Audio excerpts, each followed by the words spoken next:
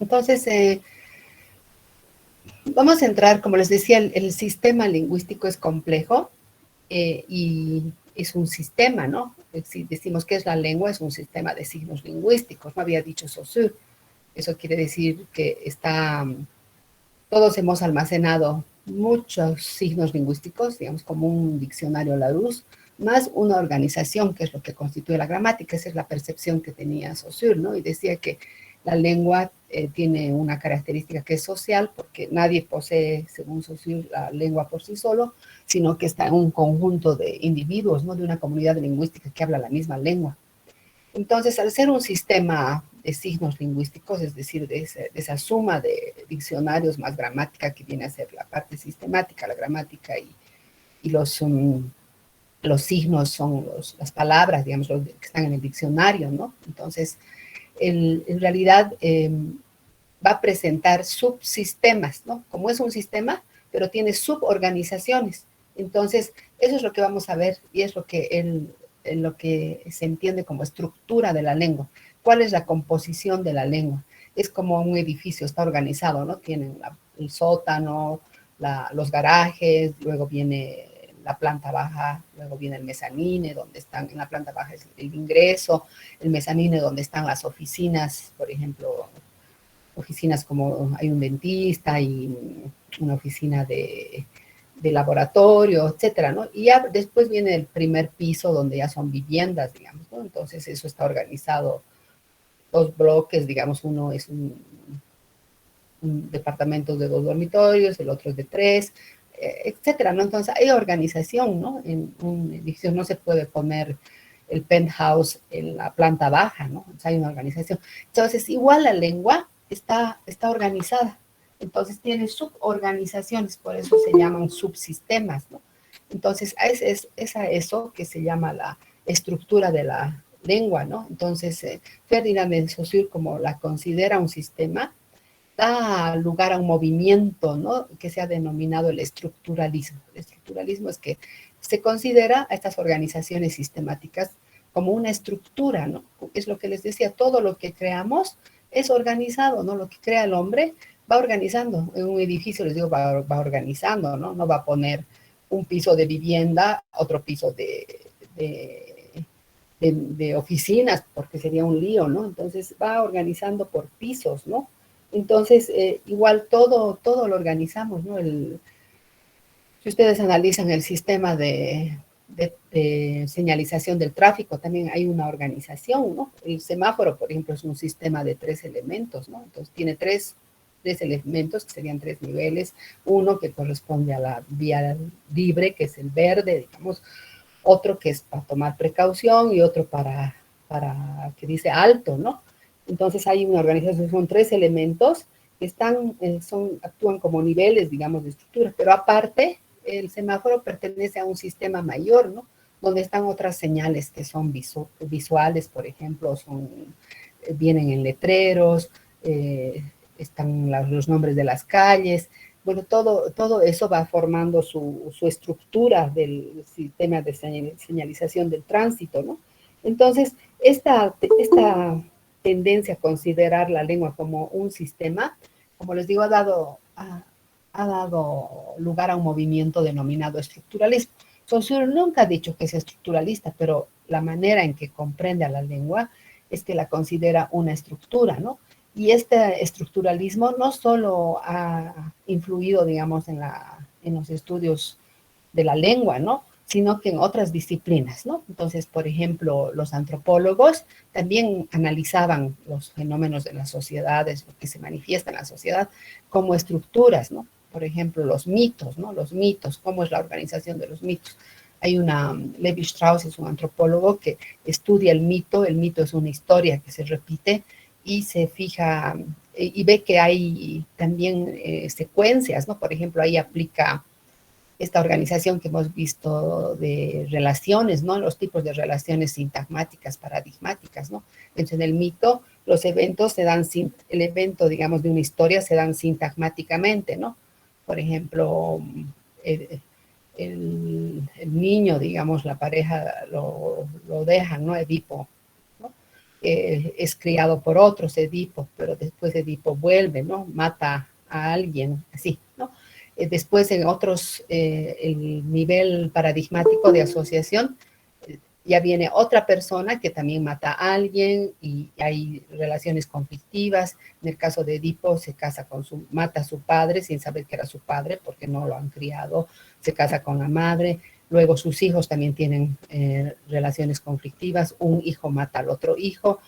También en los mitos se presenta siempre que alguien mata a algún ser, así como un dragón, así algo, otro ataca a la esfinge, bueno, así, ¿no? Entonces hay una estructura, ¿no? En los eventos, entonces los antropólogos, igual en la psicología, el psicoanálisis considera al inconsciente como un lenguaje, ¿no? Entonces, hay una estructura en el inconsciente. Entonces, esta tendencia que ha introducido en realidad Saussure, que se ha denominado el estructuralismo, también está presente en otras disciplinas, ¿no? Entonces, eso es importante también. Entonces, vamos a ver qué es una estructura, ¿no? En realidad, una estructura es un sistema de elementos relacionados, por eso les decía, el sistema va a tener otras suborganizaciones, ¿no? Entonces, es decir, en el caso, por ejemplo, de la lengua, podemos decir que es un sistema, obviamente de signos lingüísticos, pero es un sistema de sistemas, porque en su interior va a tener suborganizaciones. Por ejemplo, tiene el sistema fonológico, el sistema morfológico, el sistema sintáctico, el sistema semántico, ¿no? Entonces se puede estudiar por separado, por eso tenemos así los componente 1, componente 2, componente 3, y todo eso conforma el sistema de la lengua, ¿no? Entonces podemos decir que es un sistema de sistemas, ¿no? Entonces, y en cada subsistema los elementos son solidarios. ¿Por qué son solidarios? Porque lo que le pasa a uno afecta al otro, eso es la solidaridad, ¿no? Digamos, mi amiga ha perdido a un familiar y yo estoy triste por ella también, ¿no? Porque la veo triste, entonces soy solidaria, le digo, ¿en qué te puedo ayudar? No te pongas así. Alguien tiene un problema, me afecta también a mí, eso es la solidaridad, ¿no? Entonces, eso quiere decir que los elementos son solidarios, porque cada uno depende del otro. Entonces, hay esa interdependencia entre los componentes, ¿no? Entonces, por eso dice que la lengua es un sistema de sistemas, ¿no? Entonces, al interior de la lengua vamos a encontrar estos subsistemas organizados, ¿no? Como les decía, el fonológico, que va a estudiar cómo están organizados los fonemas, estas unidades de sonido que tenemos en la lengua, ¿no? ¿Cuáles son sus reglas de combinación, por ejemplo, de los fonemas, ¿no? Yo no puedo unir, por ejemplo, cuatro consonantes, cuatro sonidos fonológicos consonánticos con una vocal, por ejemplo, ¿no? En otro idioma sí, ¿no? Por ejemplo, hay ese actor, ¿no? Schwarzenegger, ¿no? Schwarzer, se unen varias consonantes, ¿no? S, H, digamos, W, A, recién viene la A, son 3 consonantes, en otros casos hasta 4, ¿no? Entonces, la organización de los fonemas es diferente cómo los combinamos de acuerdo a las lenguas, ¿no? Luego tenemos también las unidades mínimas con significado que se llaman morfemas, que también tienen una organización, ¿no? Que sufijo va con qué elemento léxico, digamos, o raíz, ¿no? Con qué lexema. Ahí el sion, por ejemplo, va con algunos, ¿no? Digamos, votación, relación, canción. En cambio, el ansa va con otros, ¿no? Esperanza, no puedo decir reanza, digamos, para decir relacianza, digamos, para decir relación, ¿no? Relación va con sion, ¿no? O canción, ¿no? De cantar, canción, pero de esperar, esperanza, ¿no? Entonces, ¿cómo se nominaliza? Hay una organización, ¿qué morfema va con qué morfema, ¿no? Entonces, la morfología va a estudiar la organización de esas unidades mínimas con significado.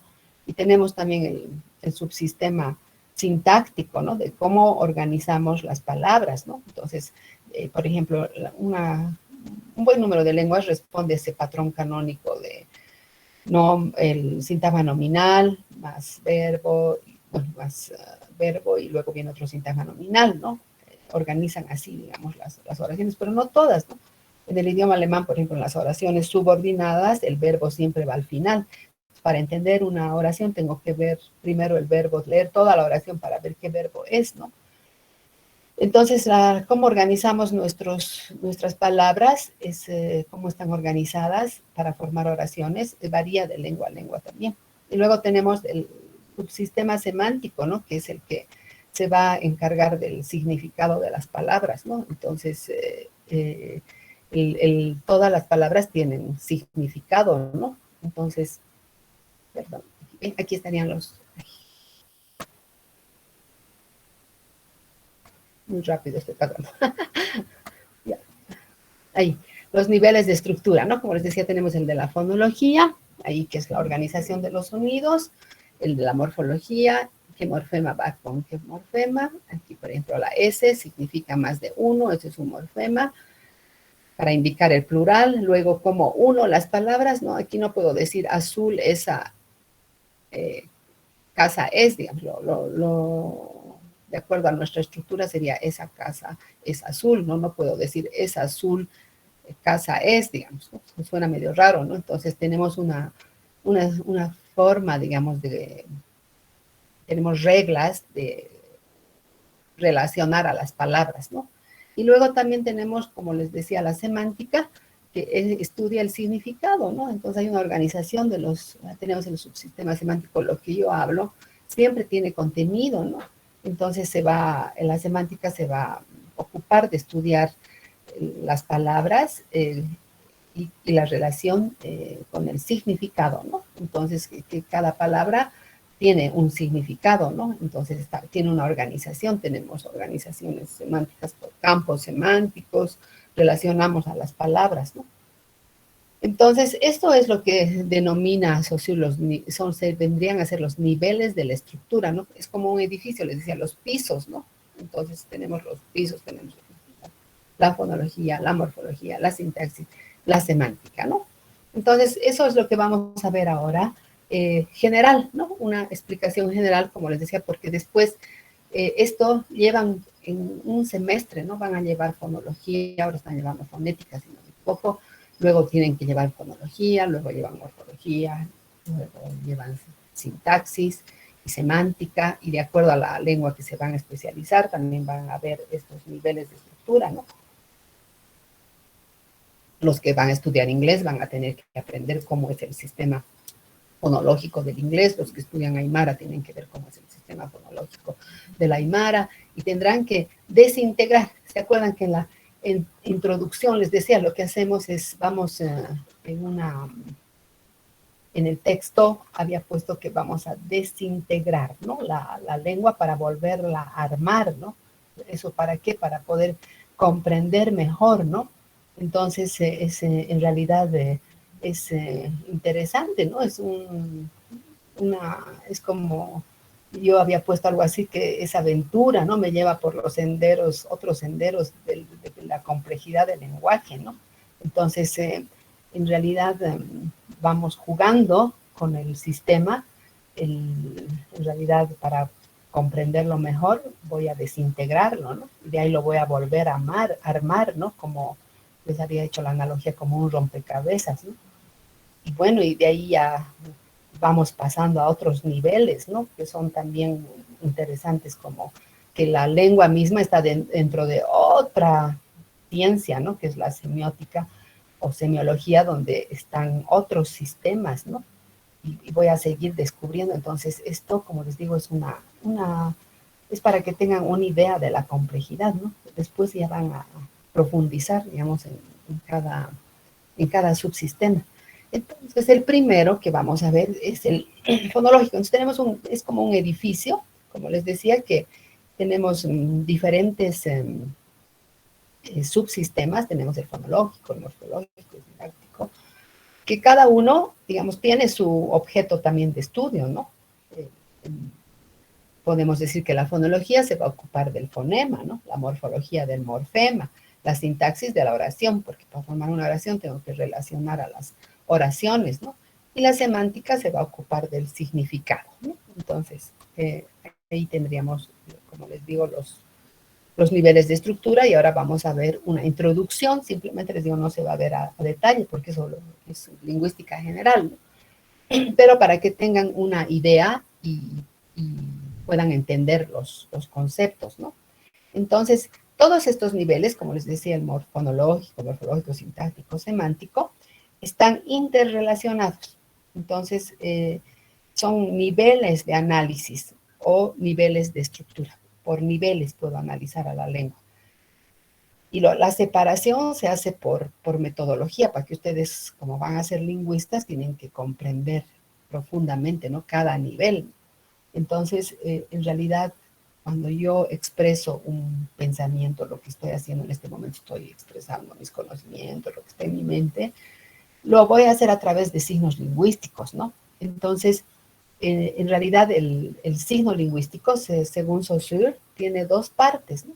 Entonces, tiene un concepto y tiene una imagen acústica. Aquí en la anterior vemos en la parte de semántica la representación del signo, ¿no? Entonces, este es un signo que tiene dos partes, ¿no? Una parte que está relacionada con el sonido. Cuando yo digo gato, viene a su mente un significado, ¿no? Entonces, eso es como entiende Saussure por el signo lingüístico, ¿no? Entonces, en realidad, la parte que corresponde al estudio de la fonología es la parte de abajo, ¿no?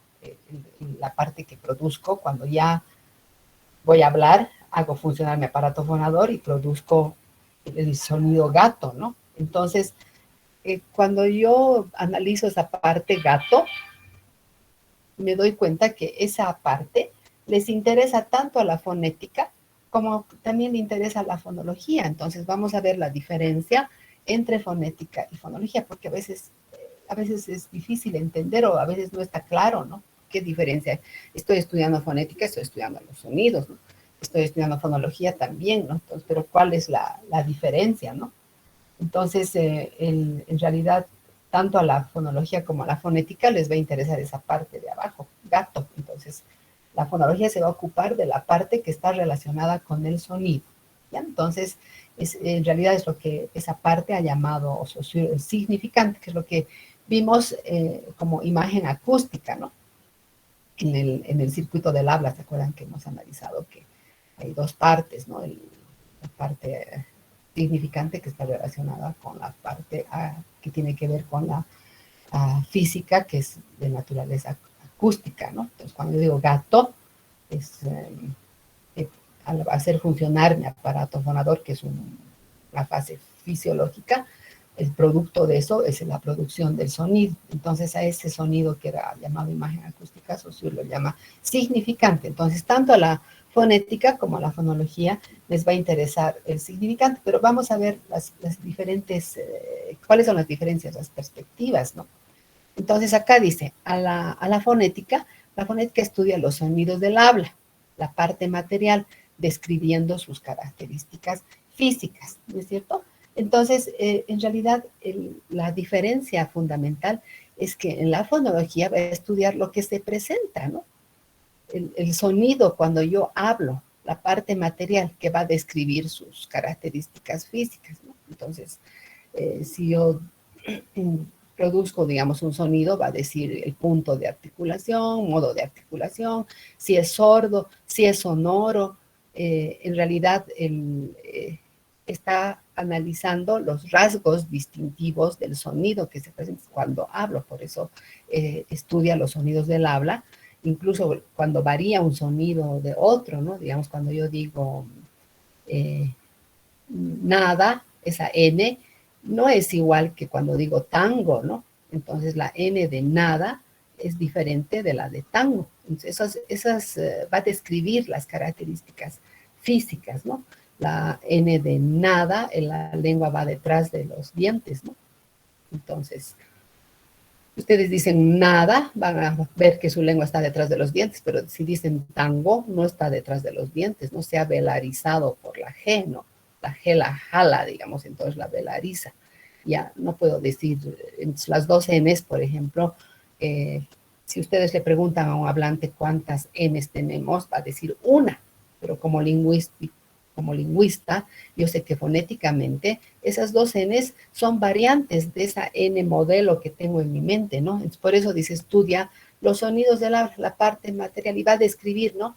Ah, la N de nada, la lengua va detrás de los dientes, dental,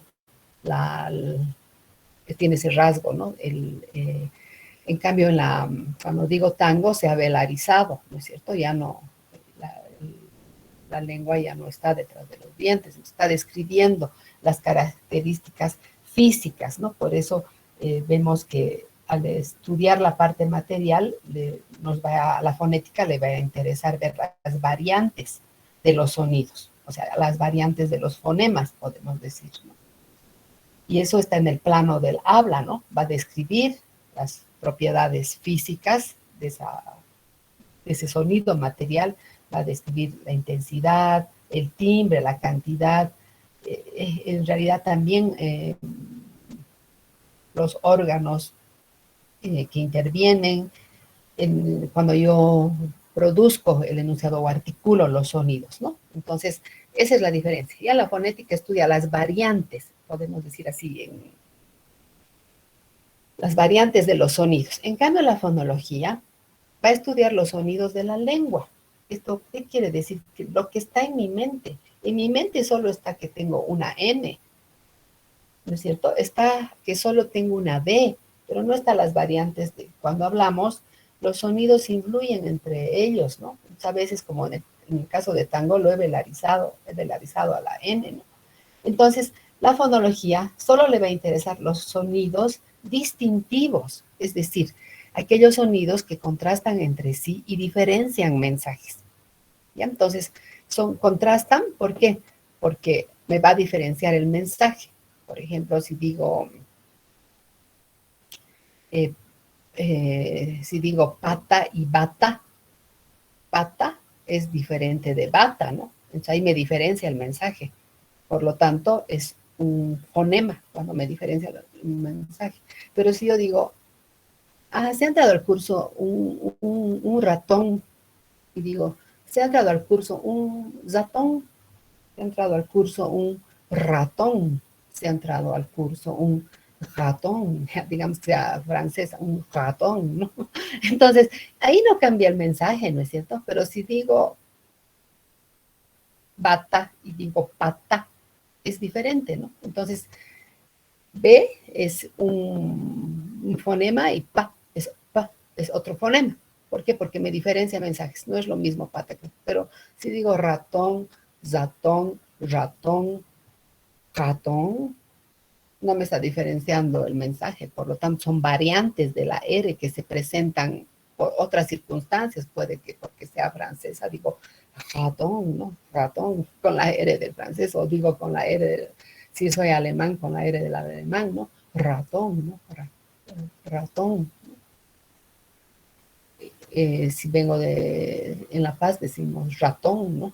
En otros contextos, ratón, digamos, ¿no? Entonces eso, igual el ratón sí que es el ratón nomás, pues.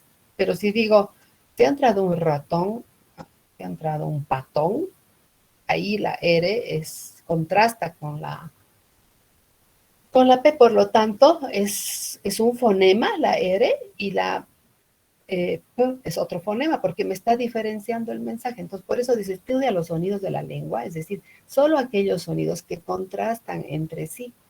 ¿Por qué? Porque diferencian mensajes, ¿no? Entonces, a la fonología le interesa estos sonidos que diferencian, por eso dice distintivos, que contrastan entre sí, pertenecen al sistema fonológico. Y tenemos un sistema fonológico de 24 sonidos, pero esos sonidos, cuando hablamos, presentan variantes que no diferencian mensajes, ¿no? Pero sí los que diferencian son el modelo de sonido que yo tengo en mi mente. Así, como les digo, si a un hablante de la calle dicen cuántas veces tenemos, les va a decir solo una, ¿no? Pero si le hacen decir dado, la primera da, do, dado, o si dice, vemos que hay diferencia, ¿no? Entonces, da, la lengua está detrás de los dientes, da, do. En la do se vuelve interdental. Esos detallitos estudia la fonética. La fonología va a estudiar los sonidos que contrastan entre sí en el sistema, o sea, en el plano de la lengua, ¿no? Entonces, al cambiar un sonido por otro, eso produce un cambio de significado. Entonces, ese es el contraste, ¿no? Estas unidades de sonido son unidades que las tengo como modelo y que me diferencian mensajes, ¿no? Entonces, una de las funciones del fonema es de diferenciar mensajes. Es una unidad mínima de sonido que diferencia mensajes. Entonces, esa función diferenciadora se va a presentar en los pares mínimos. Un par mínimo es cuando yo contrasto dos palabras que se diferencian solo por un sonido. Y al diferenciarse por ese sonido constituyen un par mínimo que se van a oponer, ¿no? Entonces solo difieren en un sonido, pero al cambiar ese sonido cambia el significado de la palabra, ¿no? El texto había puesto el ejemplo de lata, bata, por ejemplo, ¿no? Entonces al cambiar... si se fijan, tengo los mismos elementos, A, T, A, A, T, A. Y al indicio puesto lata, bata. Eso es un par mínimo. Otro par mínimo puede ser bata, pata. Otro par mínimo puede ser rata, lata, ¿no? Porque al cambiar solo un sonidito, los otros elementos son igual, pero me cambia, ¿no? No siempre tiene que estar al inicio. Puede ser al último también, ¿no? Si digo casa y digo caso, es diferente, ¿no? Cambia el significado. Casa se refiere a una vivienda y caso a un evento, digamos, ha habido un caso de COVID, digamos, ¿no? Entonces se refiere a... Entonces me está cambiando entonces la O es un fonema diferente de la A, ¿no? Entonces son dos formas iguales excepto por un sonido y al sustituir uno por el otro cambia el significado. Entonces, mi conclusión sería que esos sonidos, digamos, bata, lata, entonces la L y la B representan fonemas diferentes porque me está cambiando el significado. Lo que se acuerden es que la fonética estudia los sonidos del habla, en el plano del habla, y la fonología estudia los sonidos en el plano de la lengua, que son lo que está en mi mente, los fonemas que tengo, los 24 fonemas, y la fonética va a estudiar ya cómo se presentan las características físicas de esos sonidos. Ya, entonces tenemos que la fonología se va a ocupar del fonema, ¿no? Entonces estamos hablando de los fonemas, y bueno, es importante definir de dónde viene la palabra fonema. Entonces, de acuerdo a su etimología, viene de fono, que quiere decir sonido, y de ema, que quiere decir unidad, ¿no? Entonces, en realidad quiere decir etimológicamente unidad de sonido, ¿no? Hockett, él da algunas características, ¿no? Dice, los fonemas son unidades diferenciadoras de mensajes. Otro puede decir, son unidades que contrastan mensajes, ¿no? Me diferencia, lata no es lo mismo que bata, ¿no?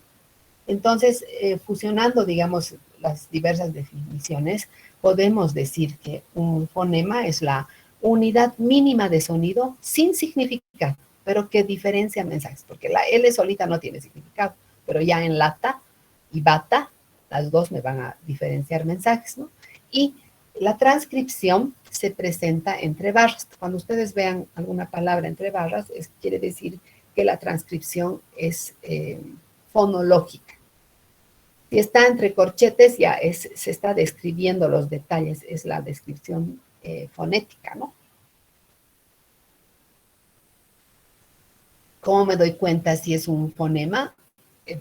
Planteando un par de palabras, ¿no? Es decir, un par mínimo que se oponen, pero que se diferencian solo en un sonido, ¿no? Por ejemplo, aquí dado y dato, ¿no? Entonces aquí he cambiado la D por T, pero es diferente. Dado es una cosa y dato es otra cosa, ¿no? Entonces me está cambiando el mensaje, por lo tanto la D es un fonema y la T es otro fonema, aunque solo se diferencien en un rasgo, ¿no? Pero son fonemas diferentes. Ya, en el caso de la fonética, habíamos dicho que se ocupa en realidad, de las variantes, ¿no? Entonces, se va a ocupar de los alófonos, o que también se llaman fonos, ¿no? Entonces, cuando yo hablo, el momento en que ya articulo y se produce el sonido, un fonema puede tener varias realizaciones fonéticas, ¿no? Y por eso les decía, puedo decir ratón, ratón, ratón, ratón, ¿no? Ratón. Ya. Entonces, esas realizaciones diferentes se llaman fonos, ¿no? Y se van a presentar entre corchetes. Entonces, a veces cuando un fonema presenta dos o más fonos, ya hablamos de los alófonos, ¿no? Entonces, alófono o fono es decir lo mismo, ¿no? Cuando se presenta la realización fonética de un fonema, se van a presentar alófonos, quiere decir variantes del sonido, variantes del fonema, ¿no? Entonces, algunos autores hablan de los fonos y se presentan entre corchetes, ¿no? O también se los denomina, como les decía, cuando un fonema presenta dos o más fonos, se van a llamar los alófonos, ¿no? Entonces, aquí el ejemplo tienen de, por ejemplo, la D, ¿no? El fonema D puede presentar variantes, ¿no? Entonces, puede ser una oclusiva dental sorda o puede ser una fricativa interdental sonora, ¿no? Dependiendo de dónde se presente, ¿no? Ya, entonces, en realidad ya vemos los detalles, ¿no?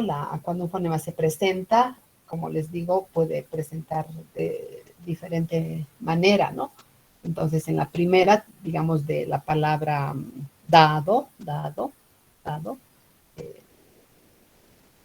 se va a presentar cuando digo dado, esta oclusiva dental, ¿no? Y cuando digo en la segunda, dado, ya es interdental, ¿no? Entonces, varía, ¿no?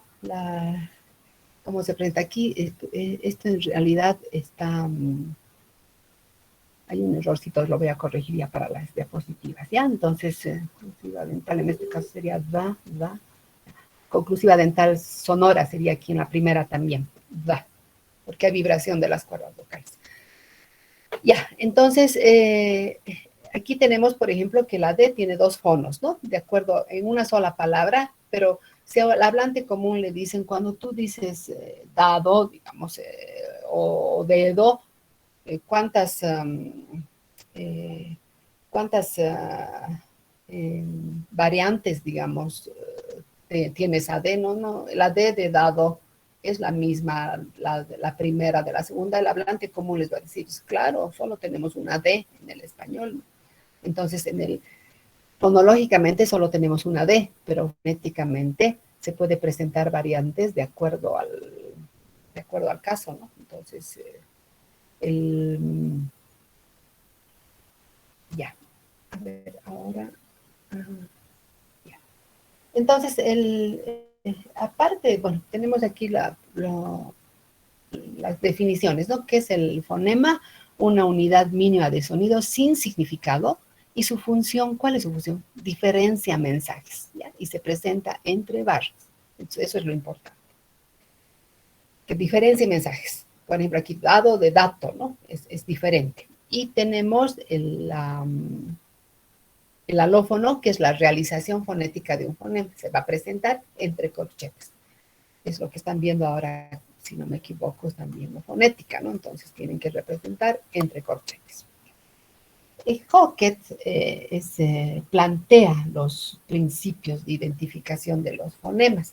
Esto se refiere, si ustedes están haciendo una investigación, quieren encontrar de una lengua, digamos, que carece de escritura, por ejemplo, ¿no? Porque hay algunas lenguas de tribus, así que carecen de escritura. Entonces, ¿cómo puedo identificar los fonemas, ¿no? Entonces, para facilitar ese proceso, Hockett nos da estos principios de identificación de los fonemas, ¿no? Entonces, dice, se puede identificar los fonemas de una lengua aplicando estos principios.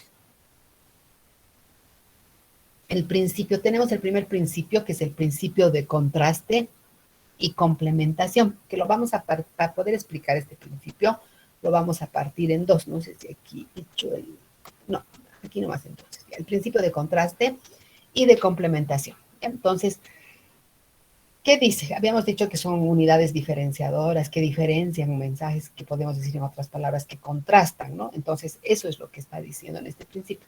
Si dos sonidos contrastan, constituyen fonemas diferentes, ¿no? Entonces, por ejemplo, si digo elegante, no es lo mismo que le diga a alguien qué elegante estás, que le diga qué elefante estás, ¿no? Si digo qué elefante estás, se va a enojar, ¿no? Porque va a pensar que le estoy diciendo que está gorda, digamos, ¿no? O gordo.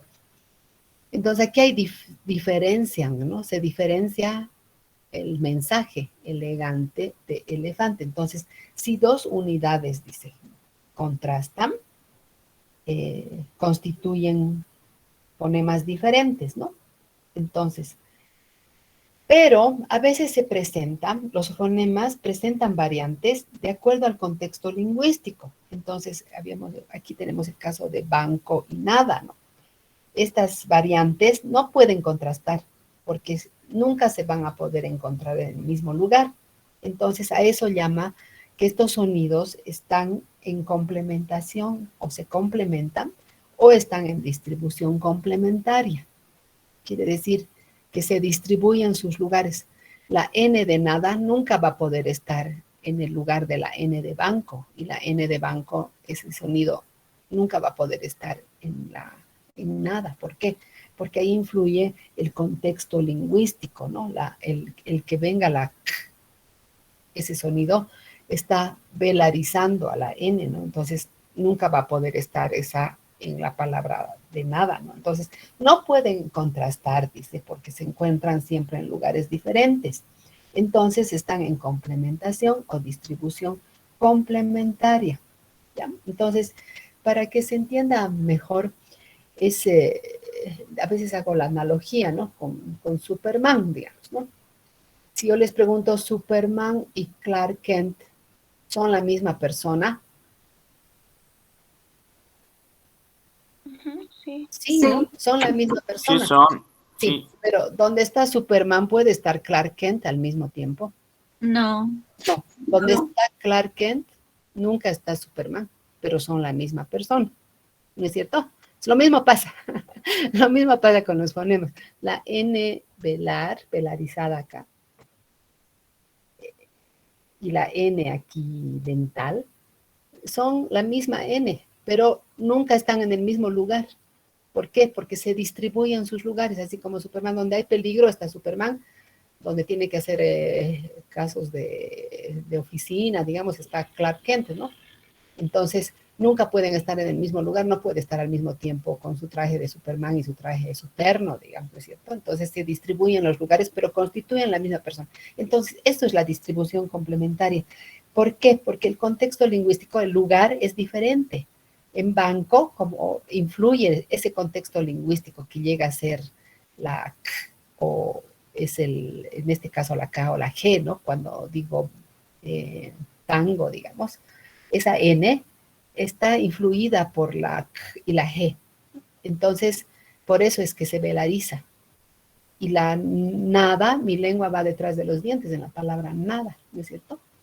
Entonces, se han distribuido sus lugares, pero en mi mente yo solo tengo que es una N, solo es una persona, ¿no? Pero Superman está en un lado y en otra situación está en otro lado Clark Kent, pero son la misma persona. Entonces, ese es el concepto de distribución complementaria.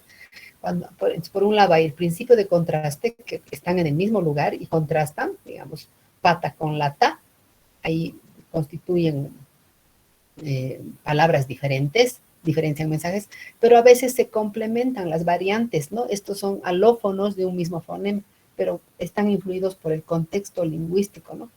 Eso también en psicolingüística vamos a ver como efectos de coarticulación, ¿no? Son los efectos de coarticulación que influyen que el sonido varíe, ¿no? Entonces esas variantes o alófonos, que son estas dos Ns, por ejemplo, no van a poder contrastar, ¿no? Porque se encuentran en lugares diferentes, ¿no? Entonces están, como dicen, en complementación o distribución complementaria. Entonces, en este caso tendríamos una nasal dental y tenemos una nasal velar, ¿no? Cuando yo digo banco es una nasal velar, cuando digo nada es una nasal dental. Entonces, no pueden contrastar porque no van a aparecer nunca en el mismo contexto lingüístico, ¿no? Entonces, por eso constituyen alófonos de un mismo fonema, pero que están en distribución complementaria. Entonces, ese sería el primer principio, ¿ya? Luego nos dice Hockett que hay Perdón, Sí, licenciada. sí, dime. ¿Te puedo hacer una consulta para que me quede claro? En el ejemplo que dio, por ejemplo, de elegante y elefante, lo Sí, único que diferencia es que en una palabra está la G y en la otra está la F, pero están en la misma posición. Ambos ocupan el cuarto lugar, sí, ¿verdad? Y por eso tienen slash. Y sí cumplen el principio de contraste. de contraste, sí, Pero en cambio, en las palabras banco y nada, sí, ¿no? La N está en banco, está en tercer lugar y nada está en primer lugar. Y aparte de ello, el resto de las letras son totalmente diferentes. sí, Y por esa razón, no, por ejemplo, si pongo la N en primer lugar, va a ser otra palabra, no va a ser banco, a diferencia de elegante y elefante. Es por sí. esa razón que están en corchetes y no cumple contraste, pero sí cumple complementación. ¿Es Sí, así, es así, licenciada? sí, es así. En el primer ejemplo, para poder contrastar si es un fonema, tengo que utilizar un par mínimo, ¿no? Entonces, el par mínimo, en el primer ejemplo es el par mínimo. En el textito, si ven, en el textito está más claro, es que aquí para fusión, como en las diapositivas no se puede poner mucha letra, es un requisito también que no sea todo el texto que yo les ponga, sino que tengo que ir explicando, ¿no? Entonces, un par mínimo son dos palabras que tienen los mismos elementos que solo varían uno. Y si yo cambio un elemento y cambia el significado, quiere decir que es fonema. Entonces, el primer ejemplo es para contrastar, es el principio de contraste. Si dos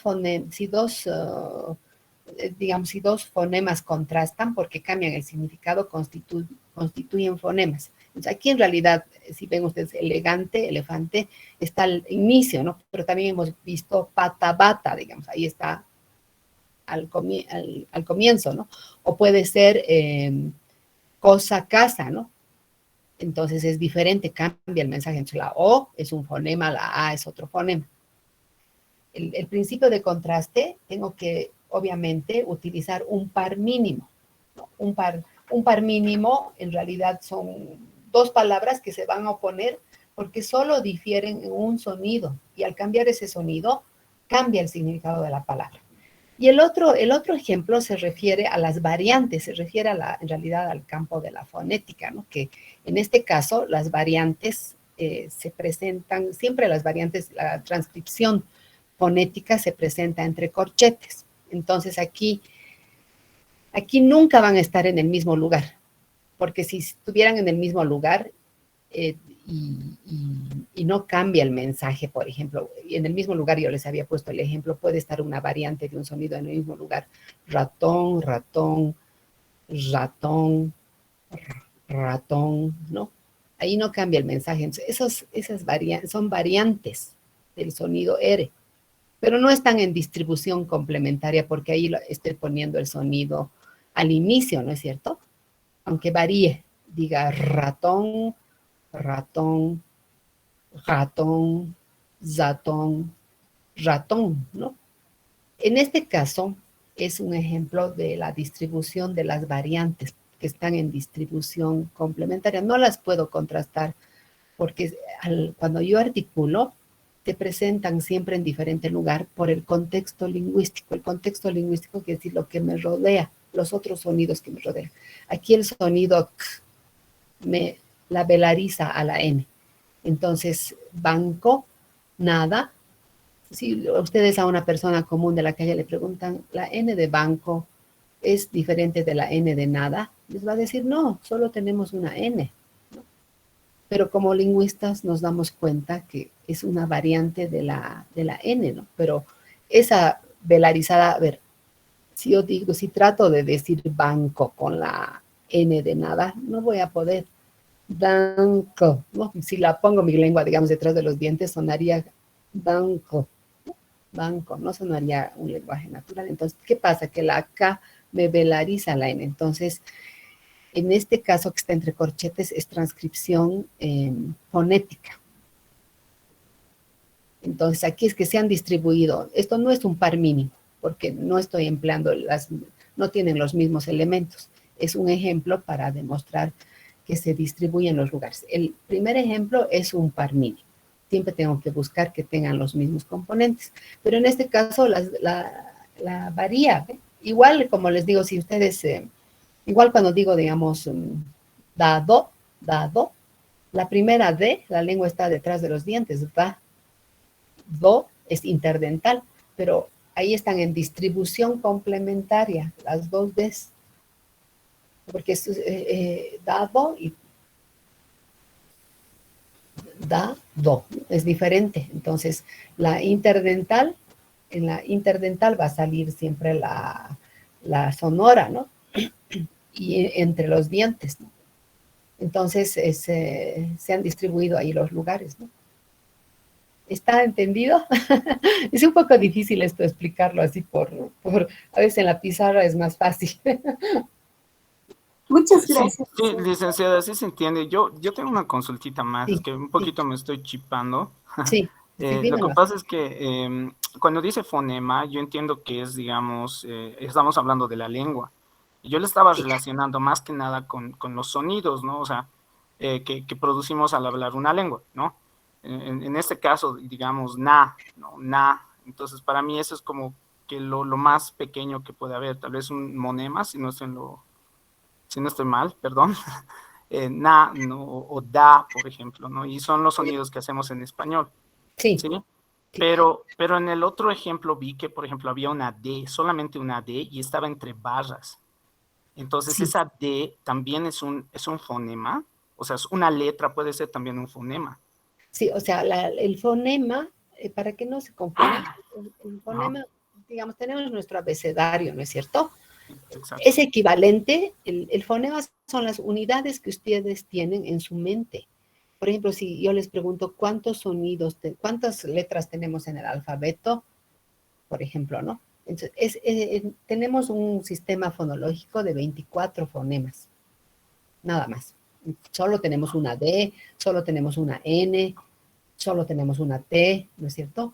Pero estos sonidos presentan variantes. Las variantes son a nivel fonético. Ah, ya, perfecto, ¿No? perfecto. La D es lo que me va a diferenciar mensajes, por ejemplo, ¿no? Entonces, aunque la D se presente de manera diferente, en mi mente yo solo tengo una D. Ah, ya.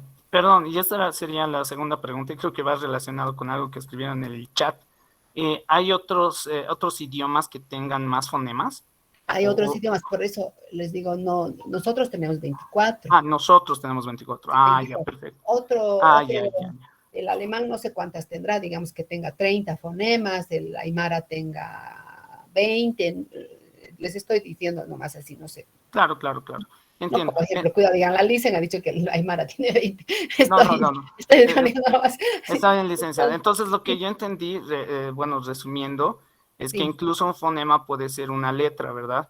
Como en este caso usted decía la N, pero debido al contexto de la palabra, sí, como decía la N, esa en la que está en banco, sí, ¿no? Y sí, justamente sí. para enfatizar el sonido fonético está entre corchetes. Entre Y corchetes. obviamente, como usted dijo, esa N sale de la parte de atrás de la lengua, como usted dice, Sí, velar, sí, banco, ¿no? sí, sí. Por ejemplo, no puedo decir con esa N nada, o sea, no sale, Claro, no sale, porque pues sí, tenemos la A, ¿no? Entonces, sí. perfecto, licenciada, me quedó Sí, claro esta pero vez. solo tenemos, como les digo, solo tenemos la misma persona, ¿no? Es Clark está en banco y Superman está en nada, pero son la misma persona, una N nomás Una tenemos. N.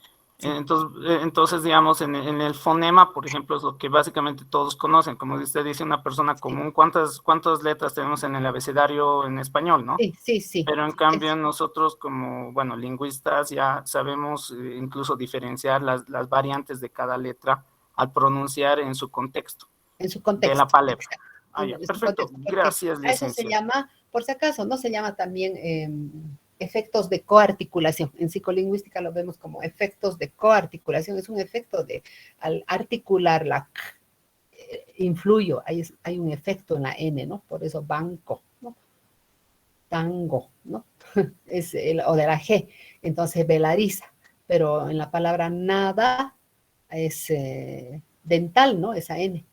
Si digo nido, nido, ya es alveolar, porque la lengua por la I va más arribita cuando digo nido, ¿no? Digan ni con, la lengua está más arribita. Si digo na, la lengua está más abajo. Esos detallitos es ya la fonética, pero el hablante común sabe que tenemos una N nomás, no diferencia de que en na por la A está dental, y si digo ni, un poquito más arribita está en los alveolos la lengua, ¿no? Ni, do. Entonces, pero eso no me va a diferenciar los mensajes, ¿no? Sino que se distribuyen, pero para comprobar si es fonema, tienen que poner los mismos elementos que solo varíe por un sonido, como aquí lo he puesto en la mitad, porque a veces piensan que es al inicio nomás, ¿no? Como pala, bala, digamos, ¿no? Elegante, elefante, ¿no? Aquí cambia el mensaje. En cambio, si hago el esfuerzo, como de decir con la N dental, digo banco, ahí no ha variado el mensaje, ¿no? Sino lo que suena, no suena natural, ¿no? Eso quiere decir que no estoy produciendo el efecto de articulación, pero si digo banco y digo nada, pero solo son un fonema, por eso es la misma persona que se presenta en diferentes lugares, ¿no? No puede estar en el mismo lugar. En cambio, para aplicar el principio de contraste, siempre está en el mismo lugar. Y de complementación es que se refiere a las variantes. Yo que Joque tuviera separado principio de contraste y poner principio de complementación, porque aquí un poco confunde al ponerlo junto, ¿no? Pero como he tomado esa fuente, he puesto principio de contraste y de complementación. Primero, podemos decir, el principio de contraste es si dos fonemas contrastan, si dos sonidos contrastan, constituyen fonemas. Pero el de complementación se refiere a la parte fonética, el de contraste se refiere a la parte de fonológica, ¿no? Fonología, principios de identificación para ver si es fonema, y de complementación, que a veces dos sonidos, porque aquí si están investigando podrían decir, este es un sonido diferente del otro, ¿no? Banco, nada, pero no, son variantes por el contexto lingüístico. El contexto lingüístico es lo que está adelante o atrás, ¿no? Nada, la A está influyendo. En banco está influyendo el sonido K, ¿no? Entonces, a eso se llama contexto lingüístico o efectos de coarticulación. Entonces, como les digo, esto es un poquito complejo. Ya, pero si ya lo han entendido, no sé, me servía este ejemplo del Superman para que puedan entender las variantes, ¿no? Entonces, ya. Y luego tenemos el principio de similitud fonética.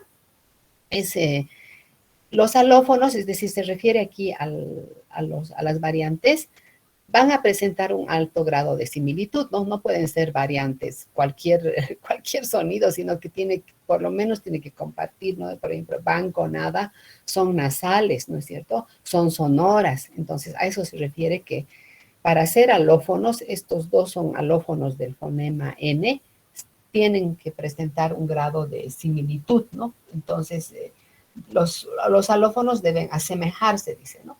Entonces, la nasal dental y la nasal velar se asemejan porque son nasales y sonoras. Entonces, tienen que presentar parecidos, ¿no? Y luego tenemos el principio de simetría de pauta.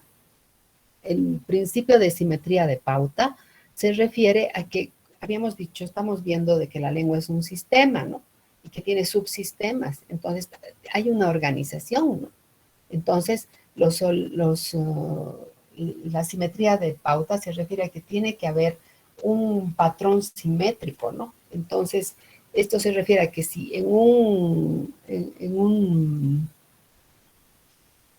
tengo un modelo, ¿no? Un grupo de sonidos, ¿no? Por ejemplo, he encontrado en una determinada lengua, ¿no? Que el sonido B, D, G, ¿no? B, B, D, G, presentan su contraparte, ¿no? La B presenta su contraparte P. Entonces, en ese modelo tengo que la B es de bata, digamos, y luego tengo pata, su contraparte sorda sería la P, ¿no es cierto? La D, su contraparte sería la T, su contraparte sorda. Y supongamos que de la G no he encontrado. Si ustedes no han encontrado que en ese idioma hay la K, quedaría sin una patita, ¿no? Faltaría algo. Entonces, por simetría de pauta, puedo yo deducir que esa lengua debe tener, si esa lengua tiene la B, y tiene la P, tiene la D, y la D presenta su contraparte T, y la G no he encontrado, entonces por simetría de pauta, la pongo a la K y pregunto, ¿no? ¿Tienen palabras con este sonido? Por ahí en mi grabación no ha salido, ¿no? Entonces, los sonidos que pertenecen a un grupo, y si, digamos, estos tres pertenecen a una clase de fonemas, ¿no? B, D, G, y cada uno presenta su contraparte, por simetría de pauta puedo decir que tiene la G también tiene su contraparte sorda, ¿no? ¿Por qué? Porque dice que son sistemas organizados, ¿no? Simétricos, quedaría asimétrico, ¿no? Ojito quedaría el modelo si solo la B tiene su contraparte sorda, la D tiene su contraparte y la G no tendría, entonces a eso llama el principio de simetría de pauta. Y luego tenemos el principio de economía, que dice que en un caso de que yo encuentre un idioma que carece, digamos, de su sistema fonológico, alfabético, encuentro que un idioma tiene en una de mis soluciones 25 fonemas y en otra solución 24, el principio de economía dice que es optar por el número menor, ¿no? Pero yo pienso que también se tiene que optar se podría añadir un principio, el principio de frecuencia, ¿no? Que lo más frecuente, por ahí lo más frecuente es el que tenga 25, ¿no? Pero como, bueno, eso es lo que indica Hockett, ¿no? El principio de economía, optar por la solución más simple, yo añadiría aquí más frecuente, ¿no? Ya. Entonces, esos son los principios que se aplican, digamos, para una investigación. Ya. Y luego... Perdón, licenciada, sí. no entiendo el tercer principio. Principio de simetría de pauta. De pauta, sí, Ya. no entiendo, porque ahí dice que hay su contraparte es sorda y viceversa, no me queda claro. Ya. Si tú te fijas, estás, a ver, anota, pon entre corchetes B, D y G. Anoten, a ver, o si tienen su textito, si se han hecho fotocopiar, vean en el ejemplo B, D, G. Entonces, cuando ustedes están analizando, cuando lleven fonología o tal vez en fonética ya están llevando, ven que algunos sonidos se diferencian solo por un rasgo, pero son fonemas, porque digamos, cuando yo digo bata, no es lo mismo que pata, ¿no? Entonces, esa B, cuando digo bata, a ver, pon tu dedito en tu garganta, bata, y di pata. En bata hay vibración de las cuerdas vocales. Cuando digo pata, no hay vibración de las cuerdas vocales. Entonces, esa B es sonora, pero tiene su contraparte sorda. Estos sonidos pertenecen a un mismo grupo.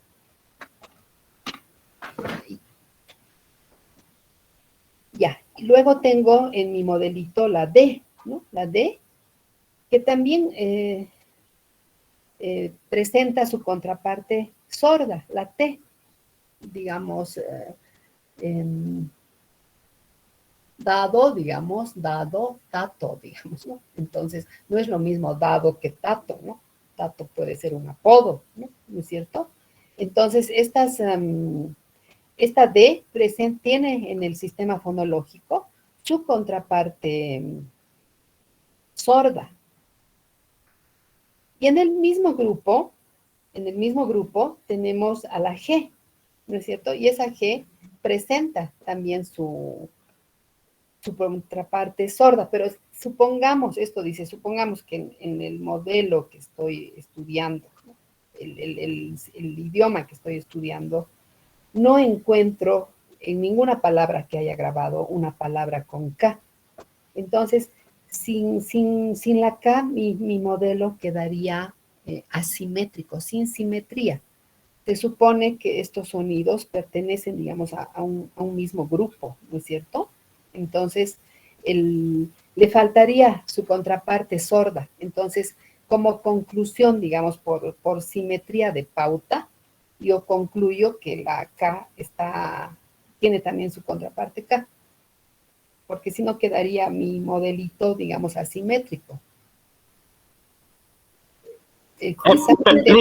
Perdón, entonces de G, la contraparte sería K, perdón, no sé si he entendido, sí, como Ga, K, ¿no? Porque sí, sale justamente de la misma parte donde emitimos ese sonido, ¿no? exacto. Y es como la P, o sea, obviamente lo producimos en los labios, ¿no? Pero es con los labios un poco más cerrados, o sea, no utilizamos todos los labios como para producir la B, por ejemplo, ¿no? Pero salen del mismo lado, sí. y aún así estamos, o sea, produciendo el sonido, el mismo, hacemos la misma articulación física para hacer los dos, ¿no? Salen de Sí. la misma parte. Es Ese es el en principio realidad, de simetría. entre la P y la B, el punto y modo de articulación es el mismo. Solo lo que varía es la sonoridad. Pata, bata. La diferencia está cuando pongan su dedito, como les digo, por eso en la garganta. Va a haber vibración de las cuerdas vocales. Pa, ya no hay vibración de las cuerdas vocales. Entonces, es solamente lo que varía es solamente el rasgo sonoridad versus. Entonces, tienen los dos, la B y la P tienen el mismo punto y modo de articulación. La D y la T tienen el mismo punto y modo de articulación.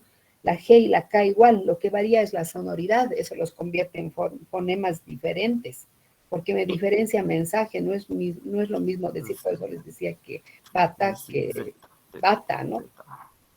Entonces, si digamos que no he encontrado el sonido sordo, entonces, si no he encontrado el sonido sordo, me doy cuenta que por simetría de pauta, porque tiene que haber, como son sistemas, hay simetría, ¿no? Entonces ahí concluyo en realidad concluyo que estos sonidos tienen su contraparte. En realidad estas son consonantes oclusivas, ¿no?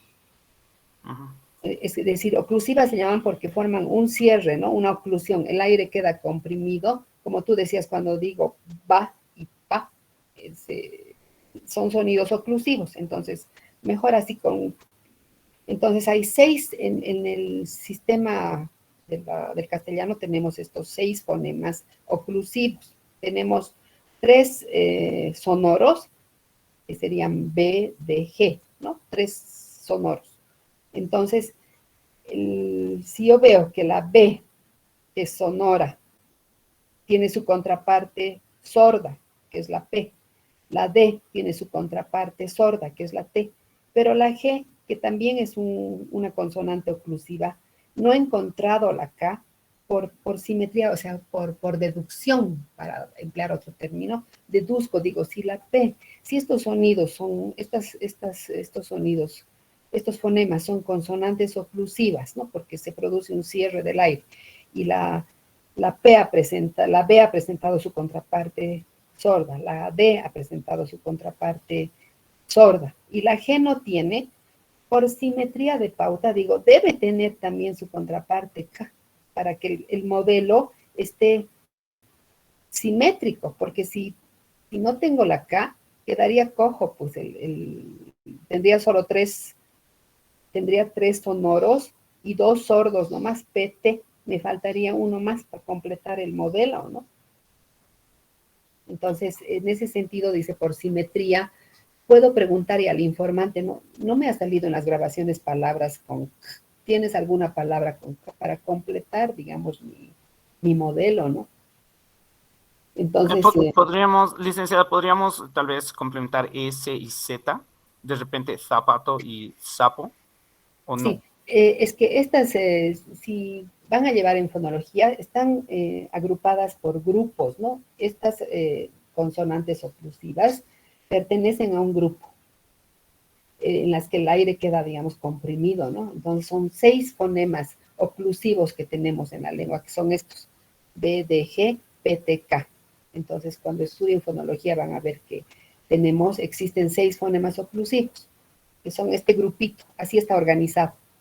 PTK, PT, DDG, ¿no? PTK. Entonces, por eso les digo, si solo encuentro en los fonemas oclusivos de esa lengua estos tres y solo dos presentan su contraparte sorda, por simetría de pauta voy a deducir que está la K también. ¿Ya? La S ya son otros, están en otro grupo, digamos, la S están en los que hay una fricción. Son ya consonantes fricativas, ¿no? Pero aquí, este modelito que he puesto de ejemplo se refiere a los 6 fonemas oclusivos que tenemos. Entonces, si solo he encontrado 5, por simetría de pauta, deduzco que hay un sonido sordo que va a completar el modelo. ¿Ya? O sea, en realidad estas dos series comprenden en realidad 3 sordos y 3 sonoros. Solo he encontrado 3 sonoros.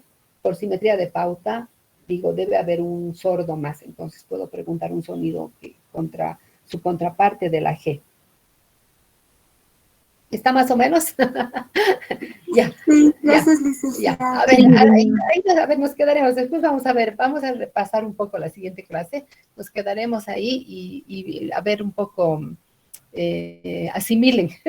Y seguimos. ¿Listo? Después, ya viene la